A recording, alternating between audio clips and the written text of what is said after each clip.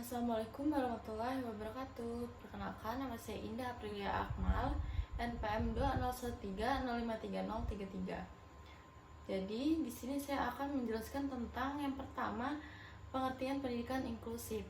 Pendidikan inklusif adalah sistem penyelenggaraan pendidikan bagi anak-anak yang memiliki keterbatasan tertentu dan anak-anak lainnya yang disatukan dengan tanpa pertimbangan keterbatasan masing-masing menurut Garnida 2015 halaman 48. Artinya, kelas reguler akan menampung anak-anak yang berkebutuhan khusus tanpa terkecuali.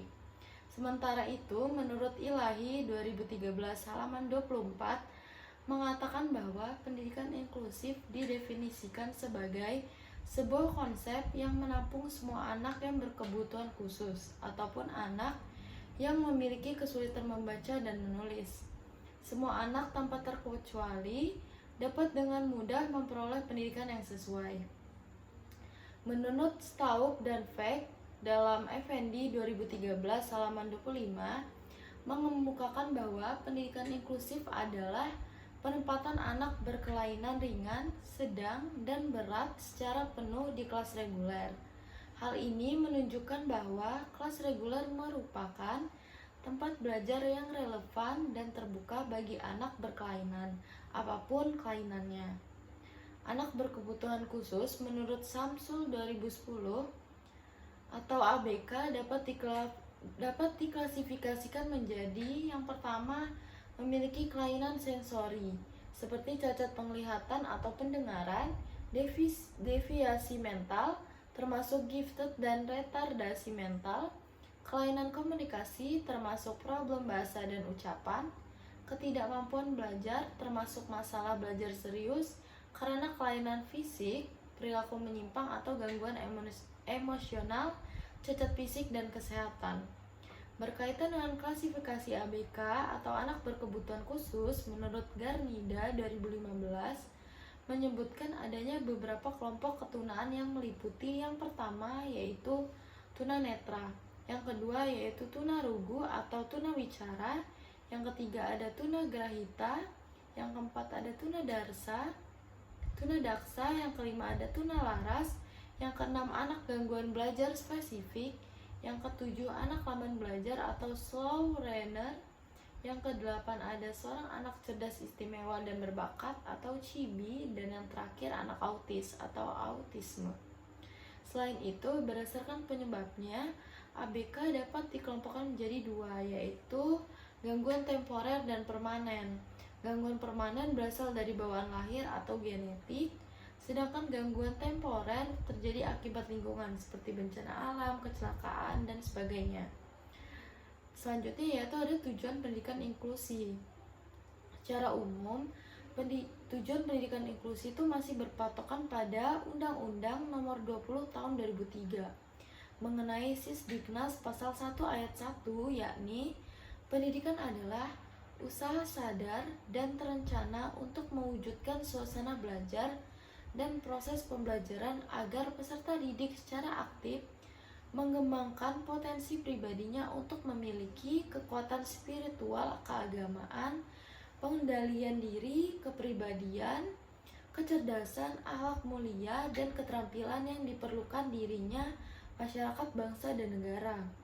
Oleh karena itu, tujuan utama dari pendidikan inklusi adalah untuk memenuhi hak asasi manusia atas pendidikan. Anak-anak berkebutuhan khusus atau ABK juga memiliki hak yang sama dengan anak biasa. Sementara itu, menurut Tarmansyah 2007 halaman 112 dan sampai 113, tujuan praktis yang ingin dicapai dalam pendidikan inklusi dapat dibagi menjadi tujuan langsung oleh peserta didik, guru, orang tua, dan masyarakat yang akan dipaparkan di bawah ini. Yang pertama yaitu ada tujuan peserta didik. Tujuan peserta didik itu ada 4. Yang pertama yaitu berkembangnya kepercayaan pada diri anak, merasa bangga pada diri sendiri atas prestasi yang diperolehnya. Yang kedua yaitu siswa dapat belajar secara mandiri dengan mencoba memahami dan menerapkan pembelajaran yang diperoleh di sekolah ke dalam kehidupan sehari-hari.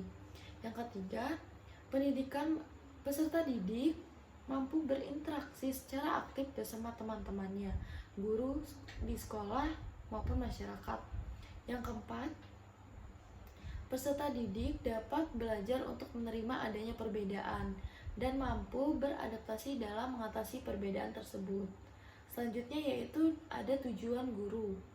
Tujuan yang ingin dicapai oleh guru atau pendidik dalam pelaksanaan pendidikan inklusif terdiri dari 5, yaitu yang pertama, guru akan memperoleh kesempatan belajar dari cara mengajar dengan setting inklusi. Yang kedua, terampil dalam melakukan pembelajaran kepada peserta didik yang memiliki latar belakang beragam. Yang ketiga, mampu mengatasi berbagai tantangan dalam memberikan layanan kepada semua anak. Yang keempat, bersikap positif terhadap orang tua, masyarakat, dan anak dalam situasi yang beragam. Yang kelima, yang terakhir yaitu mempunyai peluang untuk menggali dan mengembangkan serta mengaplikasikan berbagai gagasan baru melalui komunikasi dengan anak di lingkungan sekolah maupun di lingkungan masyarakat. Selanjutnya yaitu ada tujuan dari orang tua. Tujuan yang akan dicapai oleh orang tua pada pendidikan inklusi ini terdiri dari 4. Yang pertama yaitu para orang tua dapat belajar lebih banyak tentang bagaimana cara mendidik dan membimbing anaknya lebih baik di rumah.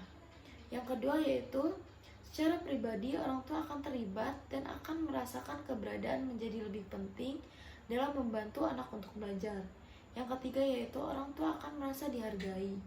Yang keempat yaitu orang tua mengetahui bahwa anak dan semua anak yang ada di sekolah menerima pendidikan yang berkualitas sesuai dengan kemampuan masing-masing individu anak. Sekian dari saya, terima kasih. Apabila ada salah kata saya minta maaf, kepada Allah saya mohon ampun. Wabillahi taufiq wal hidayah. Wassalamualaikum warahmatullahi wabarakatuh.